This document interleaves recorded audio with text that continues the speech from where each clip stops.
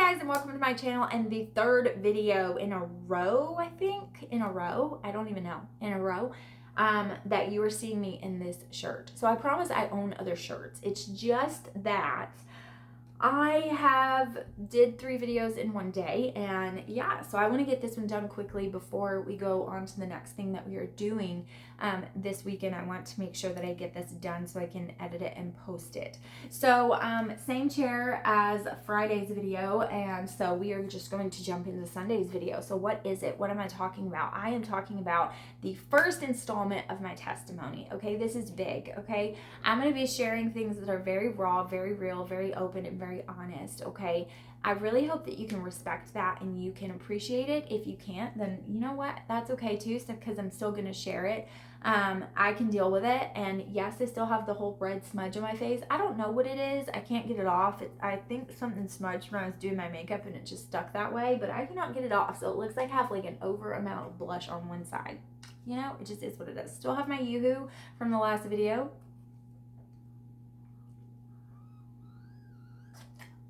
So we're just gonna get going. So I want to kind of go with this series. I kind of want to go from the very beginning, okay? And that can be a little bit complicated because it seems like it's been a long time ago. I'm getting old. Not really, but kind of. To be honest with you, I have gone through a lot in my lifetime.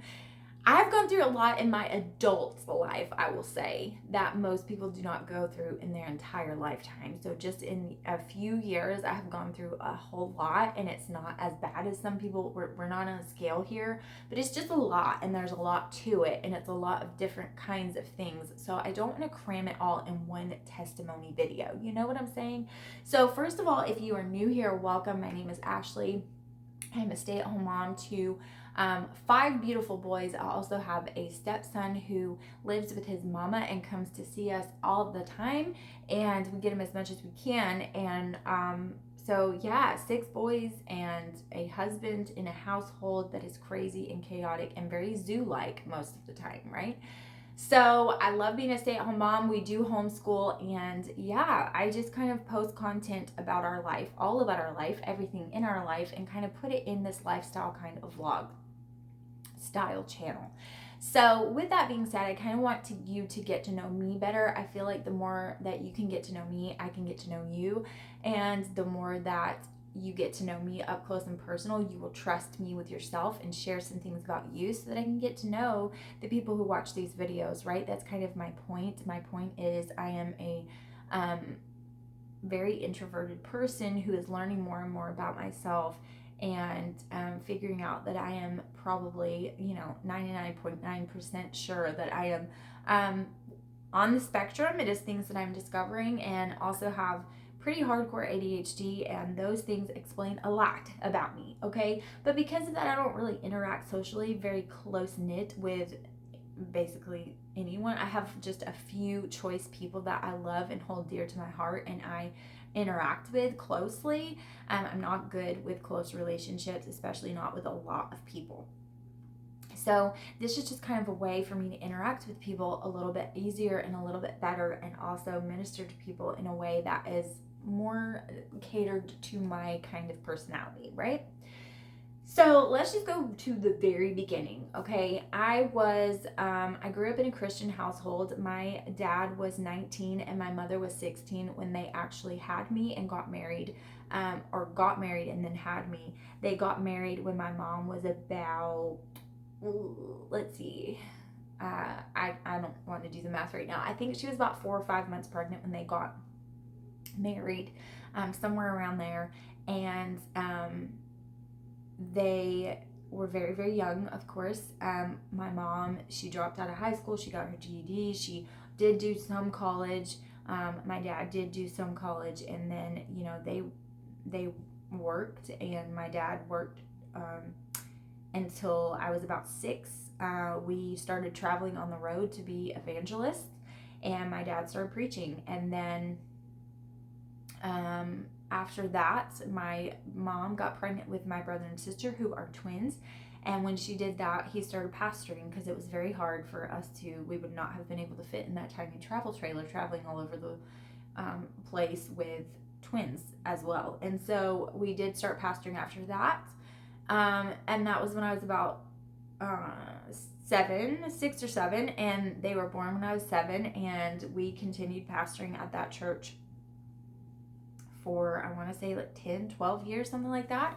And then when I was 17, 10 years. And then when I was 17, we moved here, and this is northern Alabama in the Huntsville area, and my dad started pastoring here, and he has been here for, ever since, almost 20 years. Crazy. But with all that being said, I did grow up in a very strict home. My parents were very young when they got pregnant with me and then got married, and so everything was very, very strict. Now, especially on me. I was the firstborn. I was the youngest. They were very young while I was growing up, and so, they didn't want to screw me up. I don't know. They didn't know what they were doing. They were trying to learn, and I was the guinea pig. Hello. And so they were very, very strict on me to a crazy standpoint, like under most people's eyes. Not like super strict where it was like freaking crazy, but almost, yeah. So I didn't date until I was 16, but then when I was 16, they didn't like my boyfriend, so I couldn't date then. So I actually did not go on my first date until I was 18. I did not get my license until I was 18. I never had a job until, goodness, when did I have my first job? I don't think I had my first job until I was 19. So you see, like, it was super strict, super restricted, super sheltered. I was very naive, very ignorant of a lot of things in the world, and it wasn't until I went to college until it was like a bam and opened a whole new world. Now, I was a parent pleaser my whole life. I was not this stereotypical, I don't even know if it's stereotypical at this point in the world, but it is a stereotypical thing for pastor's daughter to be like buck wild and crazy, That wasn't me. I was very like goody two shoes, straight laced, like follow the rules kind of person. And now that I know some things about my diagnosis, it makes a lot of sense, right? Like, autistic people are very like strict to the rules. They're very rule oriented. They want the justice of the world, and that's kind of how I've always been. It wasn't until I got older that I even started looking at other things and started really trying to understand, like, what do you believe and why do you believe it and what are you doing, and finding my own spiritual path and really giving myself to the Lord for my own ideals and thoughts and things. And so with all of that being said, I went to a Christian university. It was during that time that I was dating someone way older than me, because it was like the first person I ever dated, and he was 12 years older than me. It was absolutely a train wreck, okay? But I just wanted to make my own choices. I wanted to kind of come into my own. I felt like I was stifled a lot, and I wasn't able to make any decisions on my own. It was absolutely horrible, and my parents didn't like it, They were like, I mean, would you like your child dating a 32-year-old when she is 18? No. And looking back on it, I'm like, ugh, like, it's pretty bad. But, that's what I did. And so nothing ever happened that was, like, over the top. Then I met my first husband, and my parents are actually the ones who introduced me. My mom was like all about it and giddy over the phone, talking about how I would like this person. He's in a rock band, a Christian rock band, and he speaks a lot, like speaking, and he does all these things. He's like a good Christian guy, and he has a girlfriend named Ashley, but I mean, who even knows if that's gonna last? And she was like excited to me, I think probably because she was trying to get me away from the 32-year-old, go figure. And so when I came home, I ended up breaking it off with the guy, and then I started dating this guy and whatever. Looking back, I don't feel like I had like extreme feelings for this person like I probably should have. I kind of just went with the flow. It wasn't like a super strong love connection, but looking back, but at the time, I guess I kind of thought it maybe. I don't know. I had never really like loved anybody. I had like strong feelings and puppy love for people growing up or whatever. But I had never really had like, oh my gosh, this is definitely love, and I couldn't live without this person. And I kind of don't feel like I had that with my first husband. I feel like I kind of thought, well, finally I'm dating somebody that my parents approve of, so let's go with it. It was kind of like that. So I did get married to him, and I did come home, and not go back to Lee University, which is where I went to college. It's a Christian university in Tennessee. So I did not end up going there. I actually started going to UAH, the University of Huntsville, and I married this person, and which I will not mention his name, but I did marry this person, and we were married for about 2.5 years. Now, this person ended up not being who I thought he was. He did go into like heavy alcoholism, and he did cheat on me with someone that he worked with, and I was completely crushed. Again, looking back and really trying to kind of decipher my feelings about this, don't think I was crushed because of him specifically. I think I was crushed because of my ideals of marriage and like everything I had kind of hung my hat on, like this is the way it is, this is the end all be all, was gone. And so all my plans for the future were completely trashed, and now I had to start all over, and I was a divorcee at like 22, I think. 22, is that right? And so it was crazy, right? I was a virgin until I got married. I was like a goody two shoes, like I said, and then all of a sudden, like I had waited my whole life for this person, done everything the right way, and then he totally spit in my face and like peed on me, my grave. He would pee on my grave and just like walked away. Like it was super bad. So I did get divorced, and that was just kind of like a black mark on my everything, right? Like it's just not, we're not in a denomination that like views that you can never get married or you're going straight to hell. I mean, you can never get divorced, you go straight to hell. Like obviously had grounds for divorce, and he actually is the one who chose to leave, but that kind of happened. Well, when I got divorced, it just so happened that Joshua was going to get a divorce. Like he was in the middle of being separated with his wife, and they were kind of on again, off again kind of thing. And he was like, why do you not have a ring on? And I was like, because that's done. And he was like, wait, what? And so soon after that, it didn't take that long before we started dating. Should we have dated then? Probably not. Like there were still a lot of wounds that needed healing between the both of us, and Joshua was wild and crazy, and I was not, but I was tired of being screwed over, and I was kind of mad at God. To be honest, I was really pissed off at him because I felt like I did everything right, and then this happens to me. Like, what the heck? Now, of course, I know that was not God's fault. It was somebody else's free will choice. Like, I get that now, okay? But I was young, and I was pissed, and I was angry and lonely, and Joshua has been my best friend since I was young, right? Like, we've been best friends since we were teenagers. And so I met him when he was 10 and I was 13. And when I was about 15, we got really, really close. And we've always been close, right? So fast forward a little bit, we end up getting married. We pop out a few kids, like, you know. We have Tristan. We're married in November 28th, which is my birthday. We got married on my birthday. And then February is when I got pregnant with Tristan. So we've had a rocky marriage over the years, with highs and lows of finances. We were really young. We were stupid with money. Highs and lows with jobs and finances and all different kinds of things. There's been infidelity in our marriage. There's been a lot of different kinds of things that have happened. And those are videos that I definitely want to dive deeper in.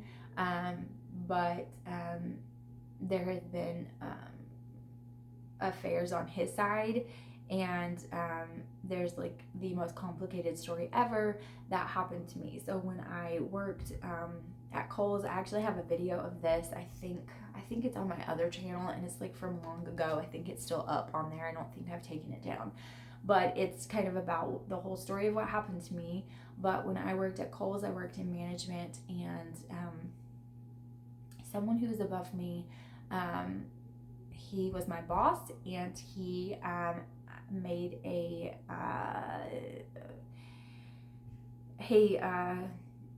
pass at me and asked me if I would be made a proposition for an affair, and I said no, and he did not take no for an answer.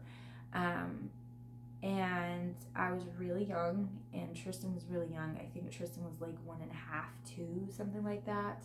Maybe even younger. I think Tristan was, I started working there 6 weeks after Tristan was born. So Tristan was like 1 or something when this happened, not much older than that. And he just took what he wanted. And I was really young and quiet, and very in myself, and I didn't know what to do. I was completely like shaken.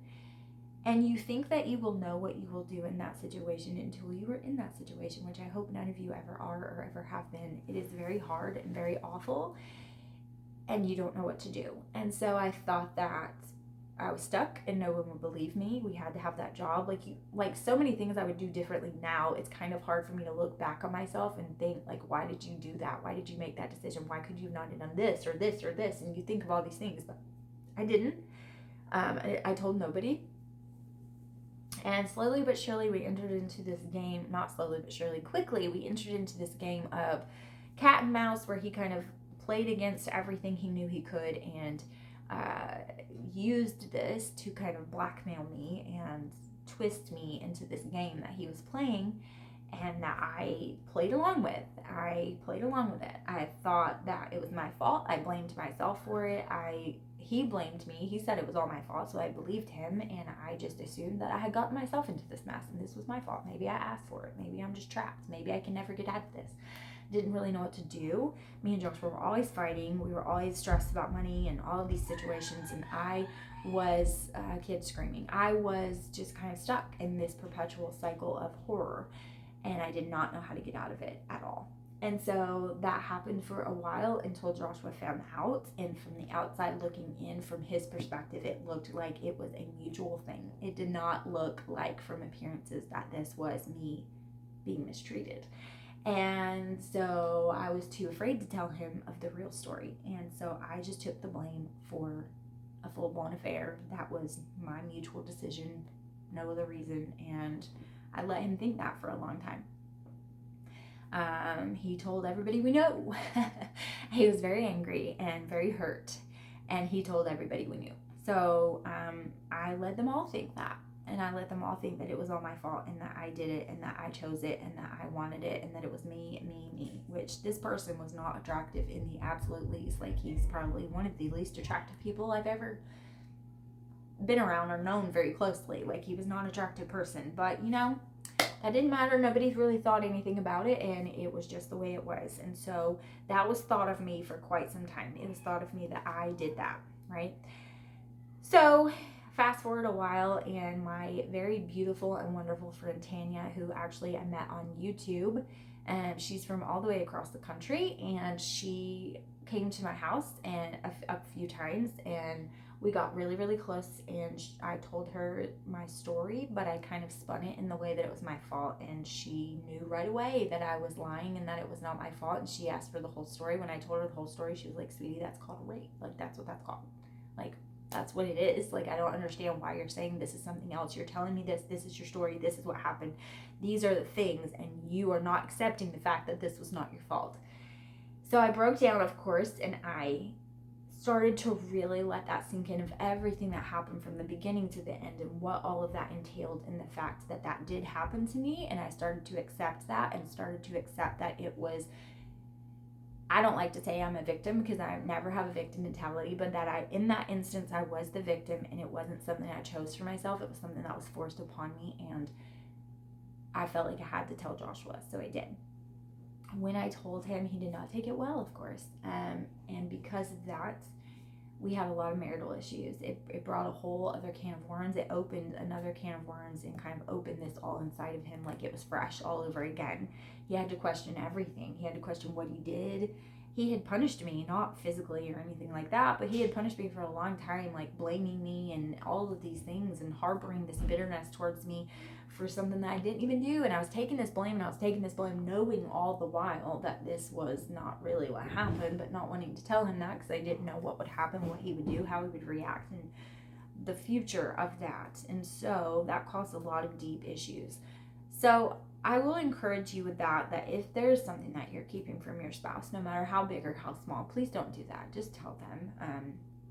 It just creates more problems than it's worth, and it honestly creates a lot of problems in the long run. There are still problems to this day, and I don't even know how many years ago that was, 10 years ago, that we still deal with from that lie, from me not telling him the full truth. So then I start telling him the full truth and tell him all this evidence that supports everything I'm saying. He's like, "Oh my gosh, the pieces all fit together. Like, everything you're saying makes so much more sense in chronological order this way.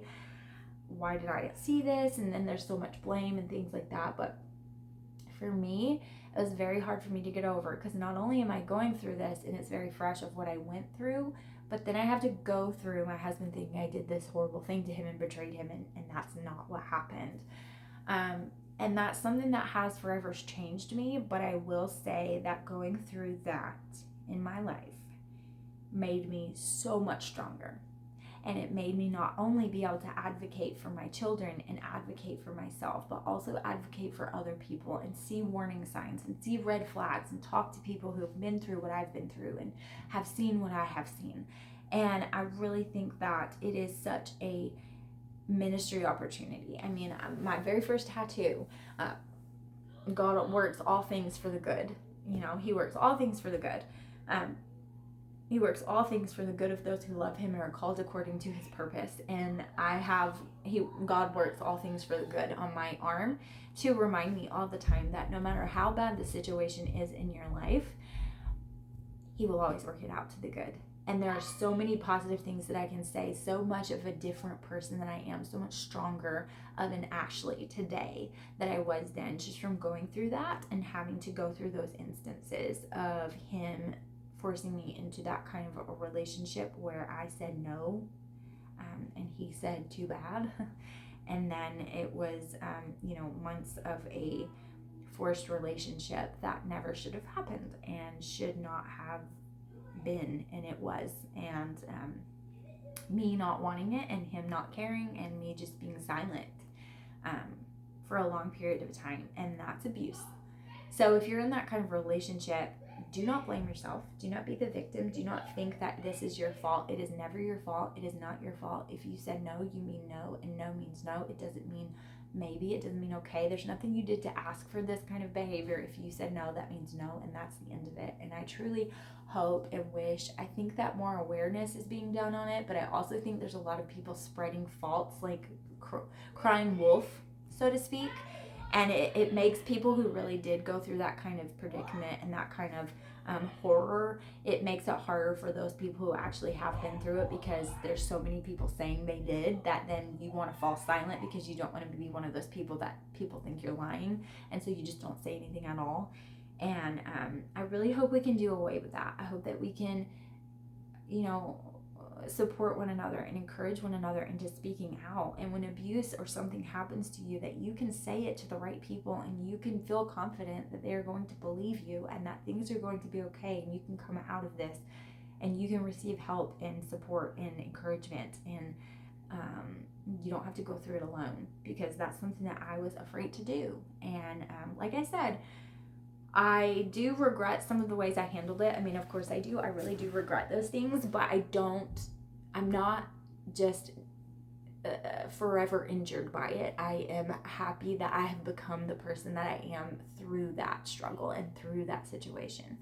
So that is the first part of my testimony I just wanted to share with you, is that if you are in any kind of situation, or you have been before, where you felt like you had no way out and you didn't know what to do and you didn't know who to tell and you didn't know who to call and you didn't know what to say, I am here. I am here in these comments. I am here in my email. I am here whatever way you want to reach out to me. If you feel like you can reach out to no one else, you can reach out to me, and I would love to talk to you about it, because it is a truly very isolating and alone feeling, where you feel alone in the entire world. And it is a horrific thing to feel, and I never want someone to go through that of what I went through, and I went through it for a long time. It was 4 years before I told him, so I was the only one besides that other person who knew the truth, and he was in jail for doing it to someone else. So he is still in jail for doing it to someone else, and I hope he stays there, and I don't want him to come out, because there's no telling how many people he has done it to. And I really wish I would have spoken out, but you can't have regrets. You just have to move on, and that is something that I have done and have learned from it. But I have also gained the knowledge and wisdom and compassion to help other people who have been in similar situations. So if you know somebody who is struggling, or you're struggling yourself, definitely do not hesitate to reach out to me, because I would love to pray for you and be there for you and encourage you and support you. So with that said, I will leave some of my info in the description below, but that is the first leg of my testimony series that I want to do with you guys. It gets juicy, girls. It gets good, right? There's so many things the Lord has brought me through, miracles He's worked in my life, grace that He has shown me, mercy that He has shown me, and so many things that I shouldn't even be here, y'all. I should totally not be here. Like, girl, the devil wanted me dead and gone, and I should be gone a long time ago, but here I am, and I want to share that testimony with you guys so that you too can be an overcomer. So thank you guys so much for watching. I truly appreciate each and every one of you. If you are new and you are just coming to this channel, come and join the family. I mean, just come on and do it, okay? Hit the subscribe button, hit the like button, do some comments. Come on, let me get to know you guys. And let's just make this a really strong knit community, because I'm not going anywhere. And I really want this to be consistent and forceful. And I want us to take the internet by storm and create a strong community that can grow together in our families, and grow together with each other, and grow together in the Lord. So thank you so much for watching, and I will see you in the next video. Bye, guys.